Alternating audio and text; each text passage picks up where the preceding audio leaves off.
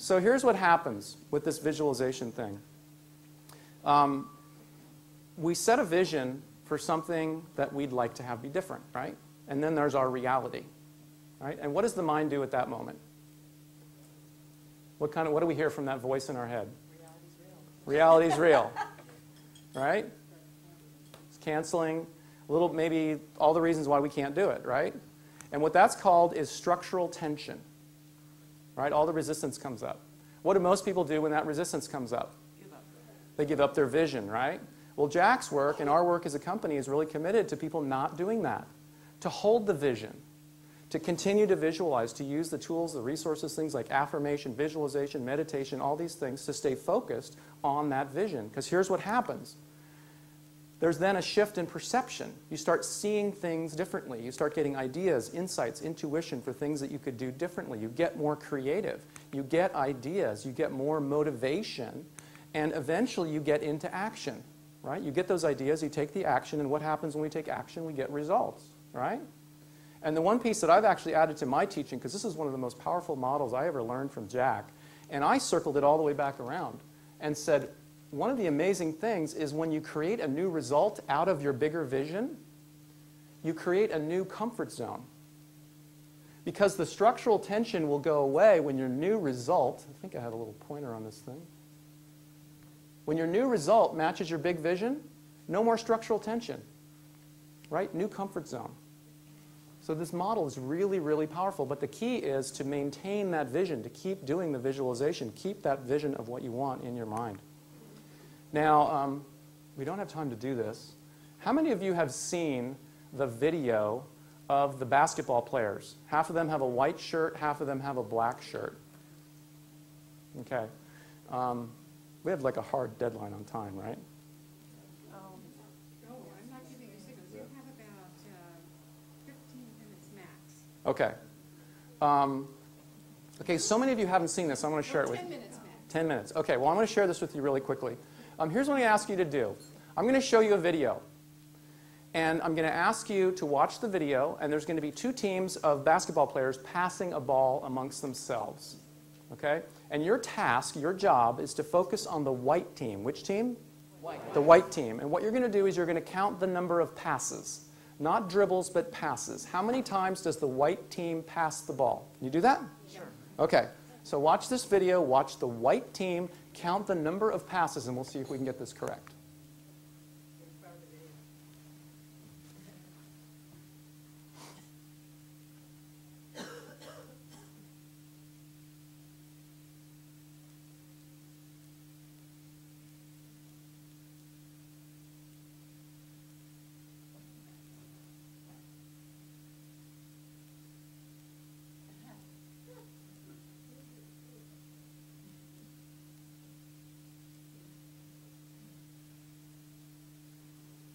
Okay, so how many passes did we see?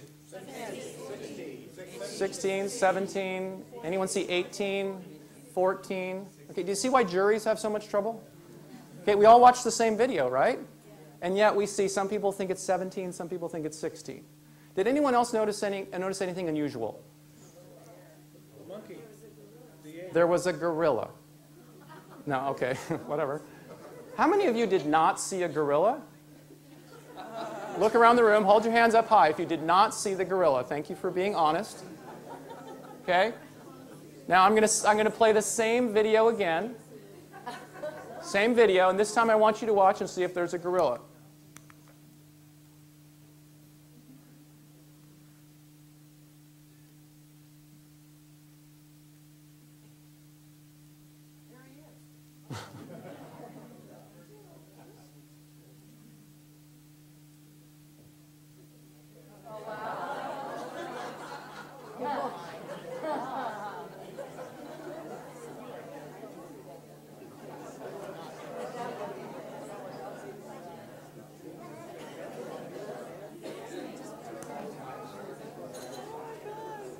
Is that amazing? How many gorillas are walking through your life? Opportunities, people who could help you, and you don't even see them. Right? Isn't that amazing? But this is how our mind works. We can't take in all the information. So the information that we get is the information that's focused on what we're focused on, that's related to the white team. Okay? So whatever's going on with the black team, we miss it completely.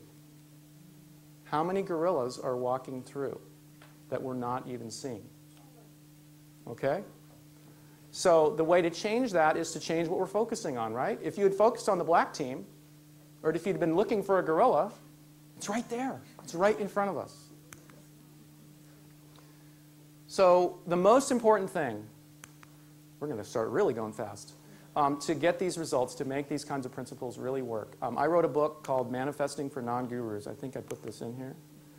And this word manifesting, right, it has this magical kind of sound to it that somehow we're going to sit on the couch and cross our legs and hold our fingers in just the right way and chant our mantra and our results are going to come knocking on the door.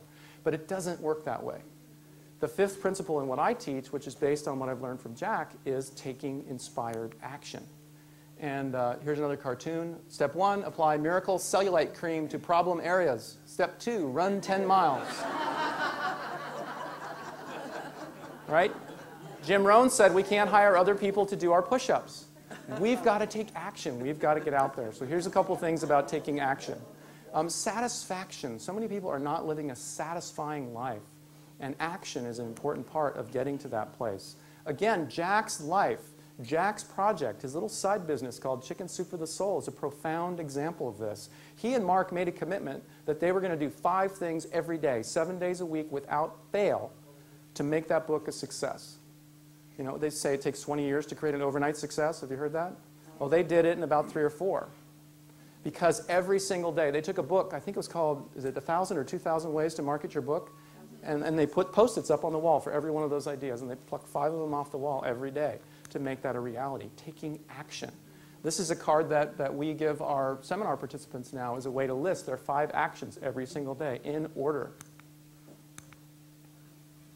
What stops us from taking action? What's the number one thing that stops us from taking action? Fear, right?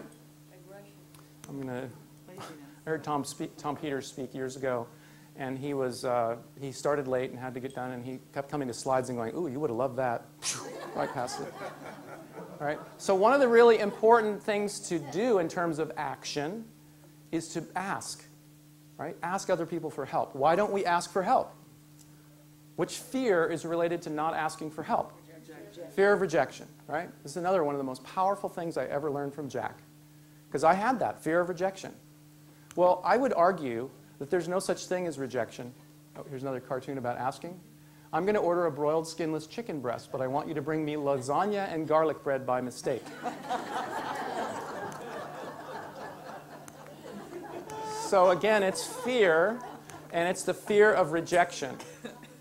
Okay? I told you Jack and Mark got rejected 144 times, right? But did they really? Let's think about that first interaction. They got this great book. They go to their first publisher, and they pitch their book, and they say, here's this amazing book, and would you like to publish our book? And what did the publisher say? No. Did they have anyone to publish the book before they asked? No. Did they have anyone to publish the book after they asked? No. So did it get any worse? No. And that was their approach. They didn't care. But what do most of us do? Oh my God, you know, my mother was right. I never should. I'm not a writer. I'm terrible. Whatever. And we don't go to that second one. Honestly, how many of us would have quit after 50, 100, 143, right? Okay, universe, I get the message. Okay? So there's really no such thing as rejection. Here's another cartoon, Don't Ever Give Up. Love that one. And their approach was, some will, some won't. So what? Someone's waiting. SW, SW, SW. We're looking for an aggressive, tenacious salesperson, like, for instance, the one who sold you that suit.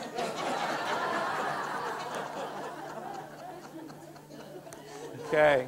What we get when we are willing to ask is feedback. I'm just going to tell you really quickly about a question that Jack teaches, actually 2 questions. The first one is, on a scale of 1 to 10, how would you rate the quality of our relationship, our business, our product? On a scale of 0 to 10, how would you rate the quality of? And there's a follow-up question if it's less than a 10, which is, what would it take to make it a 10? Okay? It's one way to get valuable feedback. The other way is to say what would have to happen. Sometimes we want to get a specific result. If we ask someone what would have to happen, it's a powerful way to get them thinking of solutions rather than problems. Talked about that already. And we're going to skip past this because Diana's holding up the time sign. This is a wonderful woman. You would have loved her. Doing whatever it takes. And that's kind of as much time as we had to go through some of these amazing 64 principles. Now, because Jack's not here today, because he sent this young whippersnapper in his place, we wanted to, like I said, give you some resources to help you stay connected to this work. We were going to be offering a package of books to you today if you wanted to purchase it. What we're doing instead is we're going to give everyone who pre-registered for this event a copy of the Success Principles book today. So we have that here for you. A couple of other things, and I'm going to fly through these. If you're interested in more detail, I'll stay as long as I need to answer questions for people. Alex Mandozian, who I talked about, does that Ask Jack call, the big white book call, every Wednesday, first Wednesday of every month. And that's available at askjackcanfield.com.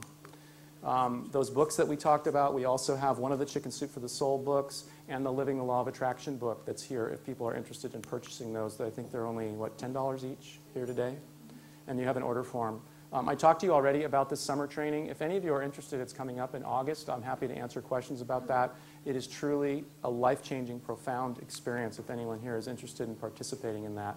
Also, Mark Victor Hansen and Jack are hosting an event in Maui in August as well. And again, I can answer questions, or Lisa Williams can answer questions about that.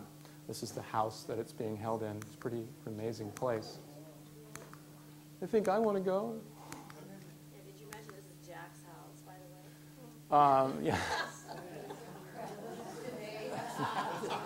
That always reminds me it's not my house, so I don't know. So I want to leave you with the idea, we've covered a lot in a short period of time. And there's pause for just a moment and think of all the things that I shared with you today. What's one that you can really take with you? What's one thing?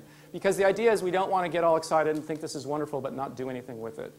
Today's the day that you want to get on that ship and sail and not be like these dinosaurs saying, oh, was that today? We're pretty sure this doesn't actually happen. Accidentally listened to my motivational tapes backwards and became a failure. And there was something I was going to share with you if we had time out of my own work, but we really don't have time. So I want to finish just by saying thank you for the opportunity to be here with you. On behalf of Jack, on behalf of our company, again, because I've heard about this organization for so many years, it really is an honor and a treat to be here with you and to be able to share. I will stay and answer questions about Jack's personal life as long as I need to. And no, I'm kidding. And that is it.